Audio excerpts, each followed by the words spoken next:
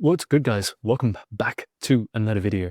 I really hope you ended up taking the other setups that I posted yesterday because they ended up being complete bangers. They basically just ended up as wins. Secondly, I really hope you followed me on my Twitter as well because, as I've already mentioned, if there are any trades that I'm looking at, if there are any trades that I'm taking, I'm going to post them on Twitter. First thing, today we've already posted 2 trades. One of them has already hit the full TP for 2.5R. The TP literally just got hit right before I ended up recording this video. And the other one, you're still not too late yet. So anyways, today I'm going to get into the Bitcoin setup. I'm going to get into a couple of other setups that I'm looking at. They are Forex. And at the end of the day, just understand, this system works across multiple different asset classes. For example, this works just as well on something like USD Canadian as it does on Bitcoin. And so I am not going to limit myself as a trader by only looking at Bitcoin. The problem with looking only at crypto is that at the end of the day, if Bitcoin dumps, everything else tends to follow. And the problem with that is you're basically looking at the same chart, just with a different brand packaging name. So one of them is called Bitcoin, the other one's called Ethereum. But Bitcoin dumps, Ethereum is going to move just the same. So instead of getting access, if you're looking at 20 different crypto tokens, you're not getting access to 20 different trades. You're getting access to the same trade with 20 different names. So at the end of the day, look at Forex, look at indices, look at futures, look at commodities. They give you such a brilliant way to just diversify your options so that you're not just stuck with one chart trying to force something every day whenever that chart is not giving you any setups. You'll just be put into an abundance mindset because, well, you have all of these other charts that are potentially going to give you opportunities, so you don't have to force something on Bitcoin, which is clearly evident if you take a look at the Bitcoin chart for yesterday. It just ended up chopping around. Unfortunately, while Forex has been hitting TP left, right, and center, Bitcoin ended up chopping around. Yesterday, if you remember, we were saying that Bitcoin's not going to be my top priority. In fact, I'm probably not even going to trade Bitcoin because I have a couple of other charts that are much more fantastic. And they ended up, again, chopping. We were supposed to go for a short. Unfortunately, the signals were not super strong for me. And on a regular day, the short setup would have worked, right? You would have at least taken out these relatively for lows. But Bitcoin being Bitcoin inside a bear market, you're going to get choppy movements like this. And also, yes, there was a non-news day. Very common, very normal. But today is a news day. Unfortunately, it's not the best news day because it's FOMC, but we're still going to get into the overall Bitcoin setup. So just to give you an idea, so far we are still looking at a bearish daily bias. Just the fact that I've already mentioned to you that we have those relatively equal lows means that we're still going to be looking for a trade sometime towards the downside. Now, secondly, before I get deeper into this, I want you to again understand, and I'm going to sound like a broken record over the next few weeks, but it's really important that I share this with you. It's the fact that one of the things I regret not, kind of putting in your face a little bit more is the fact that this was one of the ways that we predicted the top and basically sold the top. Back then, if you go back to my videos from October and November, you'll see all of the thumbnails. It's sell here, sell everything, Bitcoin's about to dump hard, yeah. But within the actual video, I was actually still quite calm about it. And I'm like, guys, just go short.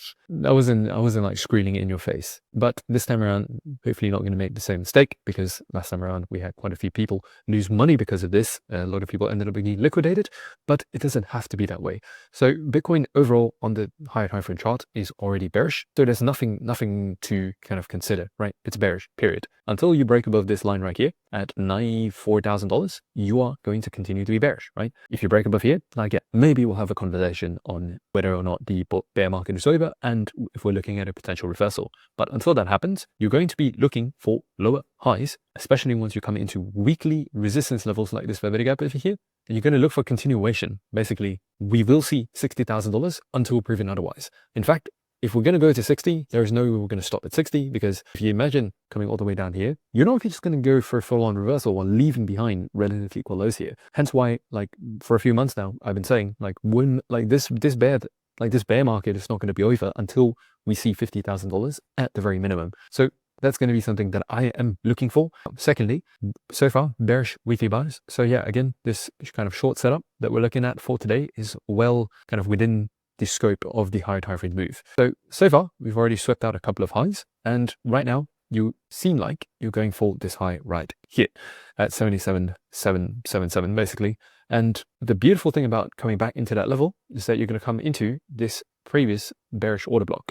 And when you do sweep this between the hours of 7 to 10 a.m. New York, and you get into this order block and you start seeing that 5-minute changes to delivery, like that is going to be your trigger to go short, targeting there, placing the stop there, and targeting these relatively equal lows over here. Now we could potentially go lower, but I don't want to be too greedy here. But $75,000 is definitely on the table as a prior liquidity level. So essentially, you're starting, now that I zoom out here, you're starting to see exactly the setup that we're looking for. Sweep above the range highs into some sort of higher having PD array when you're in the right timing. And if you get that manipulation, then trade this, right? Entry, stop, and you target. And that's potentially going to be like a 10-hour trade, or at a very minimum, this is going to give you a 2 to 3 on solid. That's the setup you're going to look for. Now, as for exactly what time you should look for this, today we have 2 windows. The first one's going to be at 7 a.m. to 10 a.m. New York. That's just your standard New York kill zone. And the second of all is going to be during FOMC. Basically, FOMC is going to be at 2 p.m., which means you're going to be starting to look, like if it doesn't happen in the morning session, you're going to look for this in the afternoon session, basically from 1 p.m. to 3 p.m. New York. Now, me personally, there is no way humanly possible I am touching that because I'm currently in Asia, and that's going to be like dead midnight for me. So I'm not going to trade the afternoon one, but if I do see a setup on the morning one, I'm definitely going to post it on Twitter. So feel free to follow me there.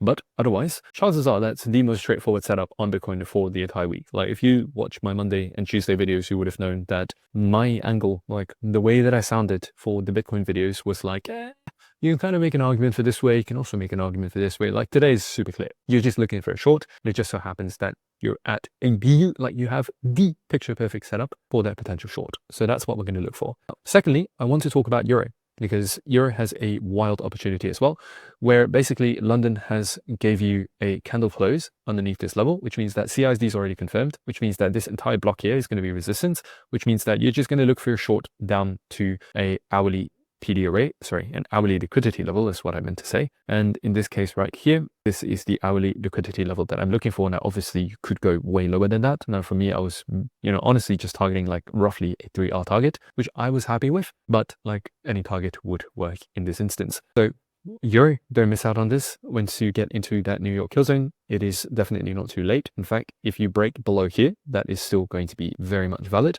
And the other setup that I want to bring your attention to, which I've already hit my TP on, 2.7 R actually, is going to be USD Canadian. Now we closed bullish yesterday, and during the London, same exact setup where you got a bullish confirmation. If you take a look at the timings, at 12 a.m. you got that bullish CISD, and then you returned back to it at 1 a.m. And once the market started opening at 2 a.m., which is the London session, just immediately jumped into a long, and like voila, just targeting that previous high. Now, I'm not going to say that there's still going to be an opportunity for this, but now that you have got a candle close above this entire block here, return back into this block followed by a pump is still very much on the table for the rest of the day. But I will say that I do think that the big setup of the day was already in. So definitely just focus on Euro. That one, you're not too late yet. And as for targets, you can definitely still reach for this one. So that's what I'm personally going to be kind of like looking for. Basically, just to narrow it down, I can see this 5-minute order block, which price broke above, came to retest it and continue going to the upside, which by the way, if you would like to tap into this exact system that I'm using, where like you've clearly seen, I'm very transparent in everything that I do. I am overall profitable. I win most of my trades, even if I lose.